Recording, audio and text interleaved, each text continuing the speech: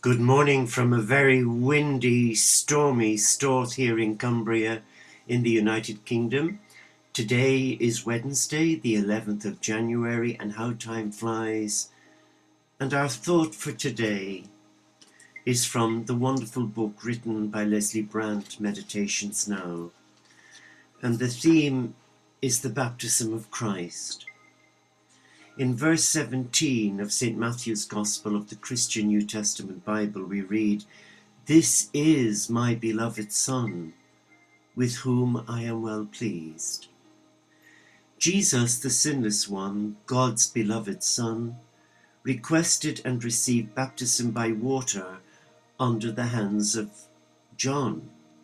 Whatever it may have meant to Christ, it is most often regarded as his ordination into his public ministry.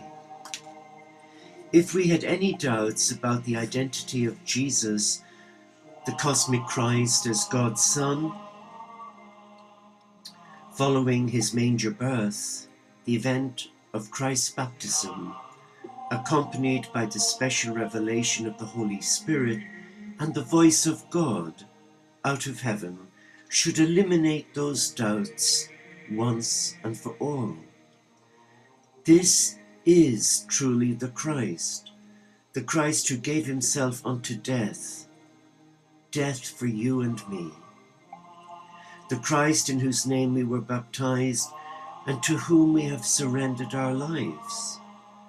Perhaps the most significant thing about this event is the Spirit of God descending like a dove, and the voice from heaven saying, "This is my beloved Son, a Son with whom I am well pleased." It is this, along with many further revelations, that ought to assure us that our commitment is valid.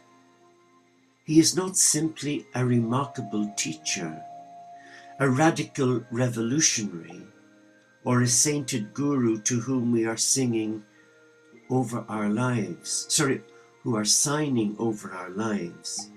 He is the Son of God.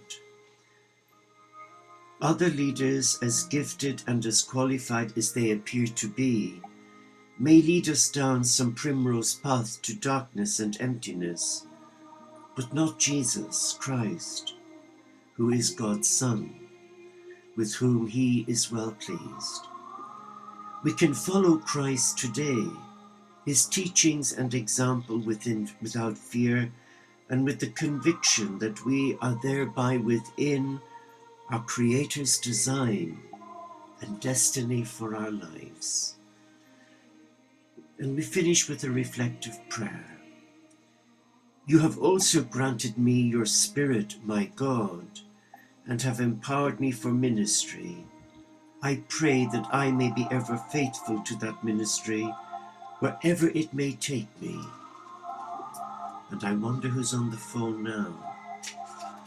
So let us just be still for a moment as we gather our thoughts and we come together in the presence of Christ, the cosmic Christ, the Son of God. Let us be still, because it's in this stillness that we can hear the voice of the Christ. First, let us just do a short breathing exercise. So ground yourself, center yourself, and just experience total stillness. Come back now to your breathing. And as we breathe in, we say, "I calm my body." And in breathing out, I smile. Dwelling in the present moment, I know this is a wonderful moment. Relax. And in breathing in again, we say, "I am aware of my heart." And in breathing out, we smile on our heart. I vow to eat, drink, and work in ways that preserve my health and well-being today. And relax. And just go now with the rhythm of your breathing, but be mindful that you are a child of God, a God who has many names and who has many children in many of the world's religions. It is not just Catholic Christians like me that the Lord calls. It is every child of God. And who am I but a mere mortal to sit in judgment on another? Judgment belongs to God, and yet many within my own faith, within the Christian tradition, were very apt to judge another.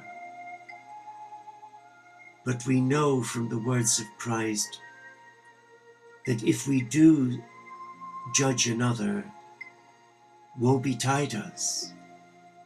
You and I are called to be compassionate, to be loving, to be merciful and forgiving in our dealings with those, especially those who've hurt us deeply, who've wronged us, by giving a blessing. But what I'd like to share with you now, if I may, is a reading for today from a beautiful book written by Sarah Young called Jesus Calling, channeled messages from the Christ to our hearts. And for the 11th of January we read, "Trust me by relinquishing control into my hands. Let go and recognize that I am your God. This is my world. I made it and I control it. Yours is a responsive part in the litany of love. I search among my children for receptivity to me. Guard well this gift that I have planted in your heart. Nurture it with the light of my presence. And when you bring me prayer requests, lay out your concerns before me. Speak to me candidly. Pour out your heart. Then thank me for the answers that I have set into motion long before you can discern results. When your requests come to mind again, continue to thank me for the answers that are on the way. If you keep on stating your concerns to me, you will live in a state of tension. When you thank me for how I am answering your prayers, your mindset becomes much more positive. Thankful prayers keep your focus on my presence and my promises. So if you are doubting today, if you're struggling, or if you're feeling despondent and depressed, which many of us are after the Christmas festivities, January is always, I see, as a dark month, a month where there can be a lot of sadness and strife, and where many are affected by depression, as I am. But we take heart. We take heart. So I wish you a blessed day, wherever you may be. Namaste, Shalom. Inshallah pax et Bonum OmShanti. Solo di caritas. Salam alaikum. Peace. Peace.